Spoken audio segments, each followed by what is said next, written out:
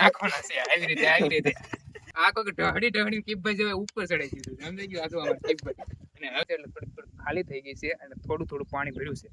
આવ્યા ને નર્મદા અહીંયા કાંઠે એમને હોડકું બતાડું.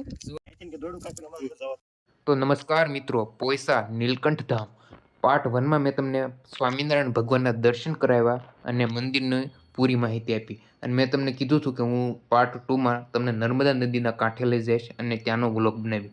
તો આપણે નર્મદા નદીના કાંઠે આવી ગયા છીએ અને પૂરી મોજ મસ્તી કરવાની છે આ વ્લોગમાં. તો મિત્રો જો આ મંદિર છે નર્મદાના કિનારે છે અને જો આ નર્મદા નદી છે. આપણે ગુજરાતની સૌથી મોટી નદી કહેવાની એ નર્મદા નદી છે. અત્યારે ઉનાળાની સીઝન છે એટલે થોડી ખાલી થઈ ગઈ છે અને થોડું પાણી ભર્યું છે. તમે બધી બાજુ જો જંગલ જેવો વિસ્તાર છે અને આ બધો જંગલ વિસ્તાર.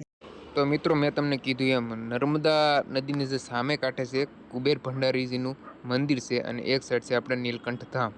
અને નર્મદામાં નાવાનું પણ છે અને જેને નાતા ન આવડે ને અમારે પકડી નાખવાના છે આવી રીતે નર્મદા અહીંયા કાંઠે એમને હોડકું બતાડું જૂનું કહેવાય ને ભંગાર હાલતમાં મળી આવ્યું છે. બધું ભંગાર જો આપણું કાટબાટ ખાઈ ગયું છે ને હવે ઉપયોગમાં લેવાય એવું નથી. હવે કોઈક મૂકીને વહી ગયું લાગે અને એને કદાચ જોતું નહીં એવું લાગે છે. બહુ મોટી હોડી છે અને એકદમ ભંગાર હાલતમાં છે. કદાચ રિપેરિંગ કરીને હાકીએ કાંઈ એવી થોડીક હાલત તો છે સારી. જુઓ આવી રીતે એ પાછું નર્મદા નદી એટલી નીચે છે ને આ ઠેઠ ઉપર કોઈ ઢાડીને ચડાવી દીધું છે. તો આવી રીતે બધું હશે કાટમાં લેવું. આ બધું મશીન છે. આ કદાચ ડીઝલ થી મશીન ચાલુ કરીને હાંકવાની છે એવું હશે.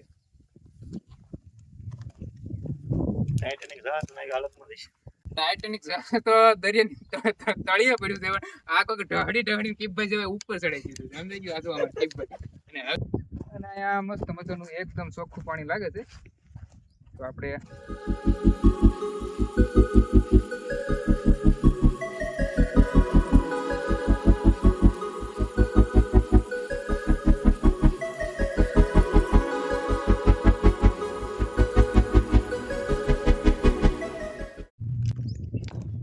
એક હોડી આપણને સામે કંડમ હાલતમાં જોવા મળી. જે કાંઈ હોડી છે કોને ખબર આ કોણ મૂકી જતું છે અથવા ચોમાસામાં તો ઉપયોગ કરતા હોય પણ જોતા તેવું લાગે છે કંડમ. ચાલો તમને બીજી હોડી બતાવું. સામે જો એકદમ ભંગાર હાથમાં જો કે યુઝ થાય લાગતી નથી અને કદાચ કોઈ લાઈન જીવન વચ્ચે ડૂબી જાય ને એવી હોડી છે. હાલત તમને બતાડું એકદમ ભંગાર હાલતમાં છે. જૂની બાઇક ને ગાડી ને આપણે ગેરેજમાં એમને એવી રીતે આ લોકો એમ જ કરતા છે. વેલિડિટી પૂરી થતી છે એટલે કાકીને વેચા થાય છે. પેલી હોડી જોઈ છે ને આપણે ભંગાર હાલતમાં એ લોખંડની છે. આ છે ને જો એકદમ લાકડાની છે. લાકડાની હોડી છે અને ઘણા વર્ષોથી પડી હોય ને એવું લાગે છે. કારણ કે ચોમાસામાં નદી આખી ભરાઈ ગઈ છે ત્યારે કદાચ એમાં પાણી ભરાઈ ગયું છે એવું બતાવે છે. ઘણા સમયથી એમને પડી હોય ને એવું લાગે છે. નદી જયારે આખી ભરાઈ જતી છે ત્યારે આ ડૂબી જતું હોય એવું લાગે છે. એકદમ લાકડાની છે. જુઓ આ મશીનની છે. આ ડીઝલ થી હાલતી છે. ઓલા પાંખી નથી પણ ડીઝલ મશીન થી હાલતી હોય એવું લાગે છે. ડીઝલ નાખીને ટ્રાય મારી જો અને ડીઝલ હાલતો હોય છે. તમે કીપભાઈ પાસે મગાવશું ને નાખીને ફરીથી હાંકશું. હવે આપણે આમાં આપણે છે ને કીપભાઈને છે ને બેસાડવાના છે હોડીમાં અને જોઈશું કેવીક લાગે છે. હાલો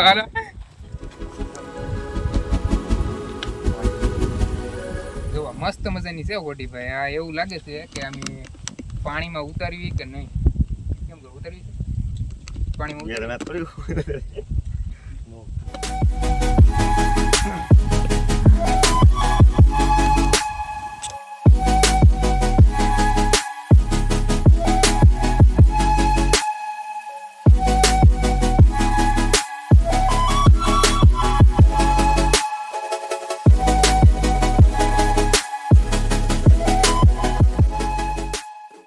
મારે ને કીપભાઈ ને રેસ લગાડવાની છે. સામેની કાંઠે નીકળવાનું છે. જો મારી પેલા કીપભાઈ નીકળી જાય તો હું કીપભાઈ ને ગીરગંગામાં પાર્ટી આપું અને કીપભાઈ કીધી પાર્ટી 2 વખત પાર્ટી એને કીધી મિત્રો બરોબર. હા તો વાંધો ના હાલો. મારી પેલા તમે કદાચ પૂગી જાવ ને તોય તે હું તમને આપીશ અને હું પેલા પૂગી જાય ને તો હું તોય હું તમને આપીશ. ચાલો કારણ કે કીપભાઈ ને તરતા આવડતું નથી. ક્યાંથી આપણે તરવાના છે થયા ને વચ્ચે ડૂબી જ જવાના છે. કેમ તમારે ખાલી ટ્રાય મારવાની છે ને. તો મિત્રો પાર્ટ 2 માં મેં તમને નર્મદા નદી બતાવી અને પાર્ટ 1 માં મેં તમને ભગવાનના દર્શન કરાવ્યા હતા. અને મેન વસ્તુ મિત્રો અહીંયા જે મેન વસ્તુ જોવાની છે એ છે સહજાનંદ યુનિવર્સ અથવા મ્યુઝિયમ. તમારે એક પૂરો દિવસની જરૂર પડે એટલું મોટું સહજાનંદ યુનિવર્સ અથવા મ્યુઝિયમ છે. અને હવે મિત્રો હું તમને પ્લાન બતાવી દઉં અહીંયા આવવા માટે તમારે કઈ રીતે આવવું. સવારે 9 વાગે તમારે અહીંયા પહોંચી જવાનું અને સૌ પ્રથમ તમારે નર્મદાના સામે કાંઠે કુબેર ભંડારીજીનું મંદિર છે ત્યાં દર્શન કરીને આવતું રહેવાનું અને પછી આપણે મંદિરના દર્શન કરી લેવાના. ત્યાં 1 વાગ્યા સુધીમાં તમારે જે સહજાનંદ યુનિવર્સ મ્યુઝિયમ છે તે ખુલ્લી જાય 1 વાગ્યે અને તમારે 1 વાગ્યાથી 5 વાગ્યા સુધીમાં તમે નિરાતે મ્યુઝિયમ જોઈ શકો. તો મિત્રો અમારી પાસે આજે ટાઈમ નથી મ્યુઝિયમ જોવાનો, કારણ કે અમે બપોરે 1 વાગે અહીંયા પૈસા આવ્યા હતા એટલે મંદિર અને નર્મદા નદી જોવામાં તે અમારો આખો દિવસ પૂરો થઈ ગયો. પણ બીજી વખત ક્યારેક આવશું ટાઈમ લઈને ત્યારે સહજાનંદ યુનિવર્સ મ્યુઝિયમ છે તમને પૂરેપૂરું બતાવીશું. તો મિત્રો અમારો વિડીયો તમને ગમ્યો હોય તો શેર કરવાનો ભૂલશો નહીં. તો મળીએ નવા વિડીયોમાં, ત્યાં સુધી જય હિન્દ જય ભારત.